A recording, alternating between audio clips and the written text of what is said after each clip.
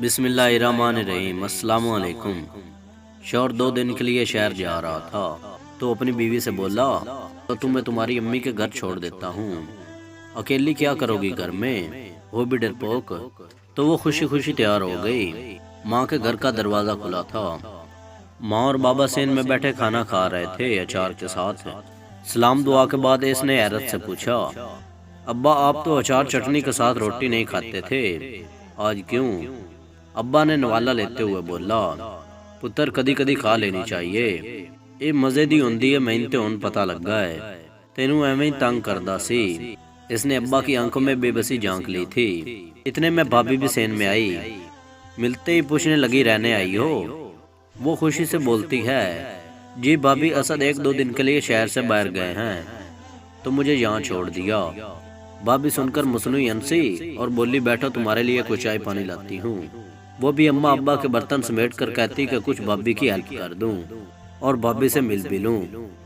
वो बर्तन किचन में रखती और भाभी के कमरे की दस्तक देने ही लगी थी कि अंदर से भाई और भाभी की आवाजें बाहर सुनाई दी। तुम्हारी बहनें ब्याह तो दी हैं, लेकिन अम्मा अब्बा की चौखट न छोड़ी। जब जिसका दिल करता है मुंह उठाकर बच्चों समेत चली आती हैं। भाई की आवाज आती है, कर्मा वालिये तेरा क्या खाती हैं, यहाँ नहीं आएगी तो कहाँ जाएंगी? भाई बस मुझसे नहीं होती तुम्हारे खानदान की खिदमत, माँ बाप को खाना दे देती, यही एहसान समझो इसका।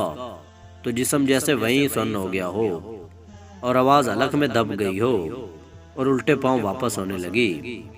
थोड़ी देर बाद फ़ोन पे बात करती बाहर निकली। अच्छा अम्मी, आप लोग आए हैं, गांव से पहले बता देते तो अम्मी की तरफ आती ही ना। चलें, आप परेशान ना हो, मैं अभी वापस आ रही हूँ। आप ऐसा करें, साथ राबी के घर में बैठें। अम्मी अब्बा भी हैरान होते हुए कहते हैं, पुत्र आ की गल हुई?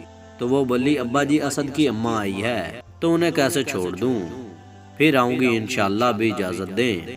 अपने आंसुओं को हलक में उतारते हुए दोनों से मिलती तो बाबल का घर फलांग आती।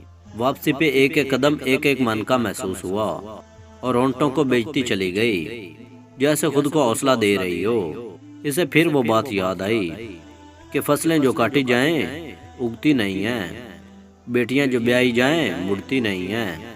बेशक मैके माँ बाप से होते हैं, लेकिन कभी इनके होते हुए भी वो बेबस होते हैं। रात खाने में इसे नमक ज्यादा लग रहा था, जबकि वो नमक इसके हलक में उतरे हुए आंसुओं का था।